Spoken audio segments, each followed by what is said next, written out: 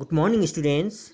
आज फेरि हामी नेपाली साहित्य सुधाबाट एउटा कविता पढ्न गइरहेका छौँ अनि कविताको शीर्षक छ यो जिन्दगी खै के जिन्दगी।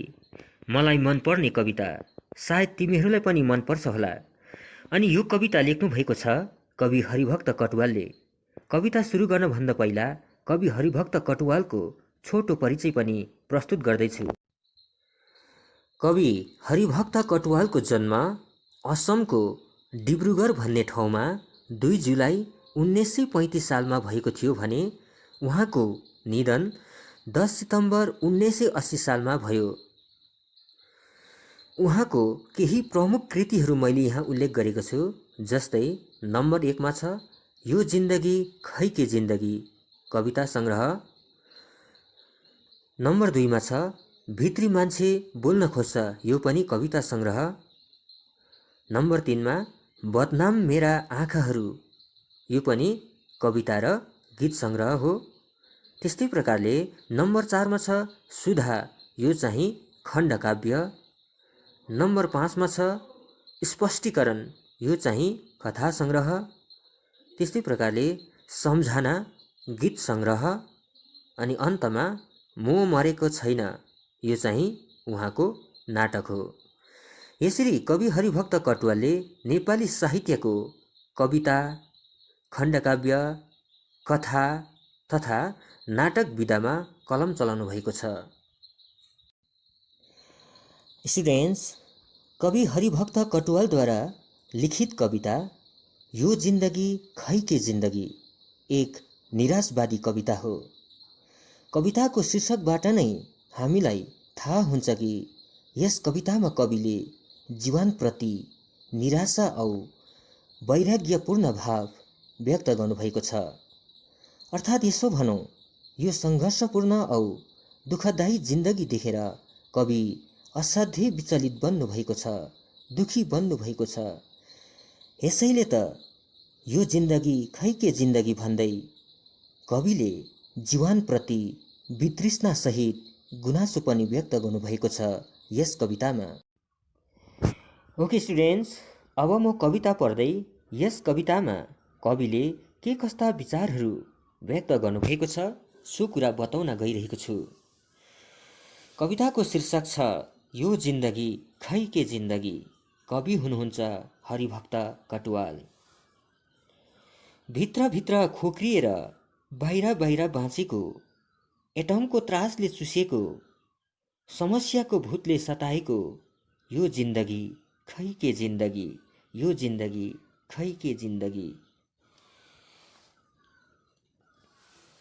स्टुडेन्ट्स, यी लहरहरूमा कवि भन्नुहुन्छ कि बाहिरबाट हेर्दा मान्छे जति खुसी देखिन्छ, सुखी देखिन्छ, भित्र ऊ त्यति नै रोएको हुन्छ, खोक्रिएको हुन्छ, एटमको त्रासले चुसिएको हुन्छ। स्टुडेन्ट्स, एटमको त्रास भन्नाले यहाँ कुनै पनि कुराबाट उत्पन्न भएको डर तथा त्रास बुझिन्छ। हुन पनि बाँचिन्जेल हामीलाई पाइलै पछि विभिन्न कुराहरूको डरहरूले सताइरहेको हुन्छ। कहीँ जाँदा दुर्घटनामा पो परिन्छ कि भन्ने डर हुन्छ। राति सुतिरहेको समयमा नै मृत्यु पो भइहाल्छ कि भन्ने डर हुन्छ। आफूले दुःख गरेर कमाएको धन सम्पत्ति कसैले लुटिदिन्छन् कि भन्ने कुराको पनि डर हुन्छ। कहिले सिकिस्त बिरामी पो भइन्छ कि भन्ने कुराको पनि डर हुन्छ। यसरी वास्तवमा भन्नु हो भने हाम्रो यो जीवन त्रासमय छ, डरले घेरिएको छ। यति मात्र होइन, प्रत्येक मान्छेहरू विभिन्न शोक, चिन्ता औ समस्याहरूले ग्रसित छन्। तर मनमा जति नै डरेलो सल्के पनि मान्छेहरू बाहिर हाँसेर बाँच्न चाहन्छन् अथवा रमाएर खुसी भएर बाँचेको अभिनय गर्न विवश छन् मान्छेहरू। कवि अझ भन्नुहुन्छ, बन्दुकको नालमा टाउको राखेर निदाउनु पर्छ यहाँ, बन्दुकको नालमा टाउको राखेर निदाउनु पर्छ यहाँ, खुकुरीको धारमा पाइला टेकेर जिउनु पर्छ यहाँ, खुकुरीको धारमा पाइला टेकेर जिउनु पर्छ यहाँ। आँखा चिम्लनु पनि जगजगी, आँखा उघार्न पनि जगजगी, यो जिन्दगी खै के जिन्दगी, यो जिन्दगी खै के जिन्दगी।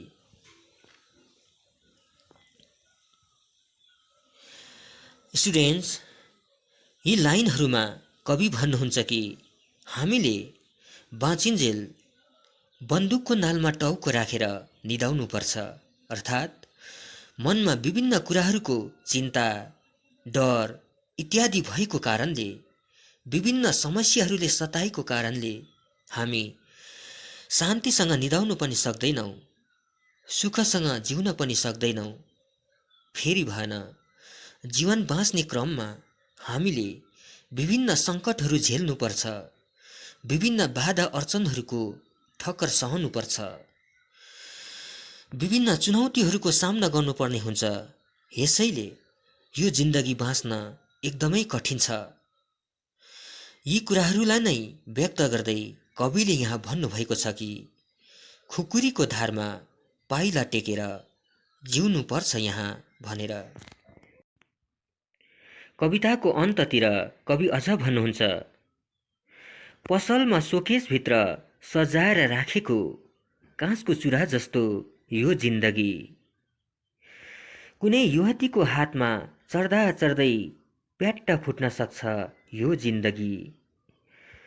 रबरको सस्तो चप्पल जस्तै यो जिन्दगी, बाटामा हिँड्दा हिँड्दै च्याट्ट टुट्न सक्छ यो जिन्दगी, यो जिन्दगी खै के जिन्दगी, यो जिन्दगी खै के जिन्दगी। यसरी कविले कविताको अन्ततिर मान्छेको जिन्दगीलाई पसलमा सोकेसभित्र सजाएर राखेको काँचको सस्तो चुरा अनि रबरको सस्तो चप्पलसँग तुलना गर्नुभएको छ। जसरी काँचको चुरा कुनै युवतीले हातमा लाउँदा लाउँदै प्याट्ट फुट्न सक्छ, अनि जसरी रबरको चप्पल हिँड्दा हिँड्दै कति बेला च्वाट्ट चुडिन सक्छ, त्यस्तै मान्छेको जिन्दगीको पनि कुनै भरोसा छैन। हिँड्दा हिँड्दै, बाँच्दा बाँच्दै कति बेला अन्त हुन्छ कसैलाई थाहा हुँदैन। यसैले यो जिन्दगी क्षणभङ्गुर छ, बाँचिन्जेल पनि दुःखदायी छ। स्टुडेन्ट्स, यसरी यस कवितामा कविले मान्छेको जिन्दगी एकदमै दुःखदायी छ, चुनौतीपूर्ण छ, साथै क्षणभङ्गुर छ भन्दै जीवनप्रति गुनासो गर्दै आफ्ना उदासीन भावनाहरू व्यक्त गर्नुभएको छ।